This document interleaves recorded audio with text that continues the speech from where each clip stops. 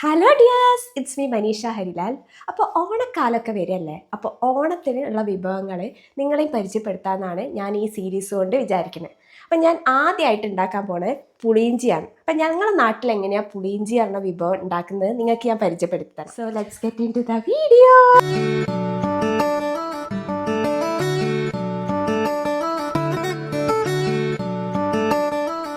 ആദ്യം തന്നെ നമ്മൾ ചെയ്തു വെക്കേണ്ട ഒരു കാര്യം എന്താ വെച്ചാൽ അരി, ഉലുവ, കടുക്, ഈ മൂന്നെണ്ണം നമ്മൾ കുറച്ച് ക്വാണ്ടിറ്റിയിൽ വറുത്ത് വെക്കണം. അപ്പം ആദ്യം തന്നെ ഞാൻ വറുക്കാൻ പോകുന്നത് അരിയാണ്. അപ്പം ഇത്ര ക്വാണ്ടിറ്റി അരിയാണ് ഈ എടുത്തിട്ടുള്ളത്. നമുക്ക് പുളിയിഞ്ചിക്ക് ആവശ്യമുള്ളത് വെളുത്തുള്ളി, കരിവേപ്പില, ഇഞ്ചി, ഉള്ളി.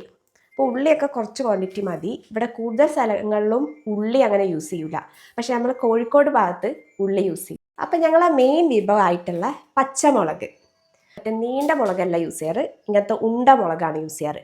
ഇത് നമ്മൾ ഓരോരുത്തരും എരിവിൻ്റെ അനുസരിച്ച് നമ്മൾ എടുത്താൽ മതി. അരി ഏകദേശം ആയിട്ടുണ്ട്. അരി നമുക്ക് ഇതിലേക്ക് മാറ്റാം. അപ്പം അടുത്തതായിട്ട് നമ്മൾ വറക്കാൻ പോകുന്നത് കടുകാണ്. അപ്പോൾ ഈ ഒരു ക്വാണ്ടിറ്റിയിലാണ് കടുക് വേണ്ടത്. അപ്പോൾ കടുക് ഏകദേശം വറുത്ത് ഇനി അതും നമുക്ക് ഈ അരിൻ്റെ കൂടെ ചേർക്കാം. ആയിട്ട് നമ്മൾ വറുക്കാൻ പോകുന്നത് ഉലുവ ചെറിയൊരു ക്വാണ്ടിറ്റി മതി, കാരണം ഒരു കയ്പ്പ് ഉണ്ടാവും. ഉലുവേൻ്റെ കയ്പ്പ് ഇഷ്ടമില്ലാത്ത ആൾക്കാരാണെങ്കിൽ അതിൻ്റെ ക്വാണ്ടിറ്റി കുറയ്ക്കാം. ഉലുവ ഏകദേശം ആയി, അതും ഇതിൻ്റെ കൂടെ ചേർക്കാം. അപ്പോൾ ഇനി ഇത് നല്ല രീതിയിൽ ചൂടാറട്ടെ. അപ്പം ഞാൻ ഇന്ന് പ്രിപ്പയർ ചെയ്യാൻ പോകുന്നത് ചീനച്ചട്ടിയിലാണ്. അപ്പോൾ ചീനച്ചട്ടി വെച്ചിട്ടുണ്ട്. ഇനി അതൊന്ന് ചൂടായ ശേഷം വെളിച്ചെണ്ണ ഒഴിക്കാം. അപ്പോൾ ഇനി കുറച്ചൊരു ക്വാണ്ടിറ്റിയിൽ വെളിച്ചെണ്ണ ഒഴിച്ചു കൊടുക്കാം. അടുത്തതായിട്ട് കടുക് ഇട്ട് കൊടുക്കാം. കടുക് ഇനി നല്ല രീതിയിൽ പൊട്ടട്ടെ.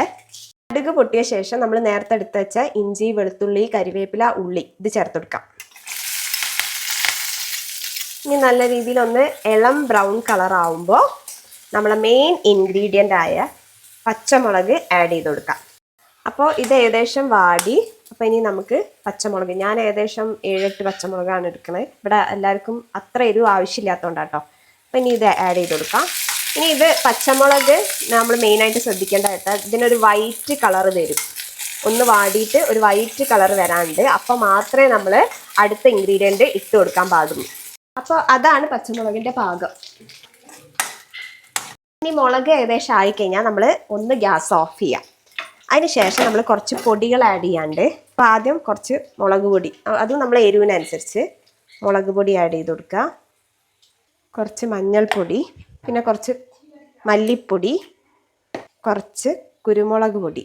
അതിന് ശേഷം നമ്മൾ ഈ മസാലയൊക്കെ ഒന്ന് സോട്ട് ചെയ്ത ശേഷം നമ്മൾ വീണ്ടും ഗ്യാസ് ഓൺ ചെയ്യുക, പിന്നെ സിമ്മിലാക്കാം.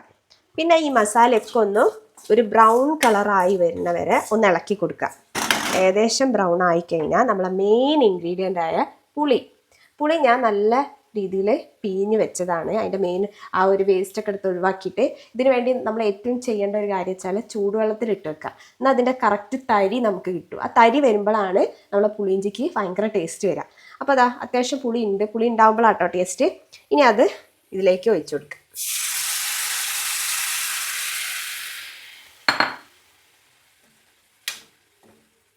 ആവശ്യത്തിന് ഉപ്പിട്ട് കൊടുക്കാം. പുളി നല്ല ഉണ്ടായതുകൊണ്ട് അത്യാവശ്യം ഉപ്പ് വേണം, എന്നാലേ അത് ബാലൻസ് ആവുള്ളൂ. അതിന് ശേഷം നമ്മൾ കുറച്ചൊരു വെള്ളം ഒന്ന് ലൂസാക്കാൻ വേണ്ടി ഒഴിച്ചെടുക്കുക. ഇതൊന്ന് തിളച്ച് വരുമ്പോൾ നമ്മൾ ശർക്കര ആഡ് ചെയ്ത് കൊടുക്കുക. ശർക്കര പറഞ്ഞാൽ ഓരോ ആൾക്കാരുടെ പ്രിഫറൻസ് ആണ്. ചിലവർക്ക് പറഞ്ഞാൽ പുളിയിഞ്ചി കുറച്ച് മധുരം ഇല്ലാതെയൊക്കെ ഇഷ്ടം. അങ്ങനെയാണെങ്കിൽ ശർക്കര അങ്ങനെ ആഡ് ചെയ്യണ്ട. അഥവാ പുളിയിഞ്ചിക്ക് മധുരം ഇഷ്ടമുള്ളവരാണെങ്കിൽ അത്യാവശ്യം ശർക്കര ആഡ് ചെയ്യുക. എന്നാൽ മാത്രമേ നമ്മളെ ഈ പുളിയിഞ്ചിൻ്റെ ടേസ്റ്റ് വരുള്ളൂ. അപ്പം അത് തിളയ്ക്കുന്ന സമയത്ത് നമ്മൾ ഇത് ചൂടാറിയിട്ടുണ്ട്. ഇത് നമുക്കൊന്ന് പൊടിച്ചെടുക്കാം. പൊടിക്കുന്ന സമയത്ത് നമ്മളിത് ഭയങ്കര സ്മൂത്തായിട്ട് പൊടിക്കരുത്. കുറച്ചൊരു ക്രംസ് വേണം ഇതിൽ.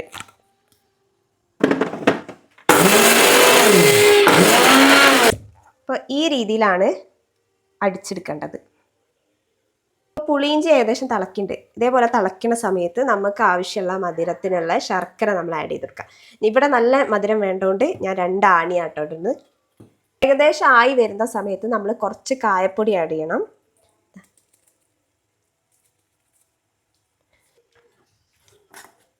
ഇതേപോലെ തിക്ക് കൺസിസ്റ്റൻസി ആവുമ്പോൾ നമ്മൾ എന്ത് ചെയ്യണം, ഗ്യാസ് ഓഫ് ചെയ്യാം. ഗ്യാസ് ഓഫ് ചെയ്ത ശേഷം ഈ നമ്മൾ എടുത്ത് വെച്ച പൊടികളുണ്ടല്ലോ, ഒന്നിച്ചാക്കി വെച്ച വറുത്ത, അത് നമ്മൾ ഇതിൽ ആഡ് ചെയ്ത് കൊടുക്കുക. എന്നിട്ട് അത് നല്ല രീതിയിൽ ഒന്ന് ഇളക്കുക. അപ്പം നമ്മൾ പുളിയിഞ്ചീൻ്റെ കട്ടി കൂടുന്നതുണ്ടോ, അപ്പം ഇതിലൊരു തരിതരിപ്പും ഉണ്ടാവും. അത് നല്ല ടേസ്റ്റാണ്. ചിലവർ ഈ സാധനം ആഡ് ചെയ്യൂല, പക്ഷെ ടേസ്റ്റില്ലായില്ല. പക്ഷെ ഇത് വരുമ്പോൾ ഒരു ക്രംസൊക്കെ നമുക്ക് കടിക്കുമ്പോൾ ഒരു പ്രത്യേക ടേസ്റ്റാണ്. അപ്പം ഇതാണ് എൻ്റെ പുളിയിഞ്ചീൻ്റെ കൺസിസ്റ്റൻസി. കണ്ടില്ലേ, നല്ല കട്ടിയുള്ള പുളിയിഞ്ചി. അപ്പം ഇനി ഇത് നമ്മൾ വറവും കൂടി ഇട്ടാൽ സെറ്റ്. അപ്പം ഇനി നമുക്ക് വറവിടാം. വറവിടാൻ വേണ്ടി ആദ്യം വെളിച്ചെണ്ണ ഒഴിക്കുക, കുറച്ച് കടുക് ഇടുക, അത് പൊട്ടി വന്ന ശേഷം ഉഴുന്നിടാം. ഉഴുന്ന് പറഞ്ഞാൽ നമ്മളെ ഈ വറവിടുന്ന ഉഴുന്നാട്ടോ, ഹാഫ് പൊട്ട് ഉഴുന്ന്. അപ്പം അത് പൊട്ടിയ ശേഷം ഉഴുന്നും കൂടി ഇടാം. ഇനി ഉഴുന്ന് ആഡ് ചെയ്ത് കൊടുക്കാം. ഇനി ഉഴുന്ന് ഏകദേശം ഒരു ബ്രൗൺ കളർ ആവുന്ന സമയത്ത് നമുക്ക് വറ്റൽ മുളകും കൂടി ഇട്ട് കൊടുക്കാം. വേണമെങ്കിൽ കരിവേപ്പില ഇടാം. ഞാൻ ഓൾറെഡി കരിവേപ്പില ഇതിലിട്ടോണ്ട് ഞാൻ അതിലിടില്ല. അപ്പോൾ ഇനി വറ്റൽ മുളകും കൂടി ഇട്ട് കൊടുക്കാം. ഇതൊന്ന് മൊരിഞ്ഞ ശേഷം നമുക്ക് അതിലേക്ക് ആഡ് ചെയ്ത് കൊടുക്കാം. അപ്പോൾ വറവിടാണ്. ഇനി ഇതൊന്ന് ആക്കി കൊടുത്താൽ നമ്മളെ പുളിയിഞ്ചി റെഡിയായി. ഞാൻ ഇവിടെ ഉണ്ടാക്കിയിട്ടുള്ളത് ഭയങ്കര ഡീറ്റെയിൽഡ് ആയിട്ടുള്ള പുളിയിഞ്ചിയാണ്. ഇപ്പോൾ ഇത്ര എലാബറേറ്റ് ചെയ്തിട്ട് പുളിയിഞ്ചി ഉണ്ടാക്കുന്നവർ കുറവായിരിക്കും. പക്ഷേ ഇവിടെ എല്ലാവർക്കും അതാണ് ഇഷ്ടം. പിന്നെ നിങ്ങൾക്ക് ചാനലിൽ ഞാൻ നല്ല രീതിയിൽ എലാബറേറ്റ് ചെയ്ത് കാണിച്ചു തരുമ്പോഴാണല്ലോ അതിൻ്റെ ഒരു ഭംഗി. അപ്പം ഞാൻ ഈ ഒരു കുക്കിംഗ് സീരീസ് ആയിട്ട് ഇറക്കണം എന്നാണ് വിചാരിക്കുന്നത്. നാളെ അത്തം മുതൽ സ്റ്റാർട്ട് ചെയ്തിട്ട് തിരുവോണം വരെ ഓരോ ഓണ വിഭവങ്ങളാണ് ഞാൻ ചെയ്യാൻ വിചാരിക്കണേ. അതിൽ ആദ്യം തുടക്കമിടുന്നത് പുളിയിഞ്ചിയാണ്. അങ്ങനെ 10 ദിവസം ഡിഫറെൻ്റ് ആയിട്ടുള്ള ഓണം വിഭവങ്ങളാണ് ഞാൻ നിങ്ങളെ മുന്നിലേക്ക് കൊണ്ടുവരാൻ പോകുന്നത്. അപ്പോൾ അതിനു വേണ്ടി നിങ്ങൾ വെയിറ്റ് ചെയ്യാം. അപ്പോൾ ഇനി ഒരു അടിപൊളി റെസിപ്പി ആയിട്ട് വരുന്നവരെ ഓക്കെ, ബൈ.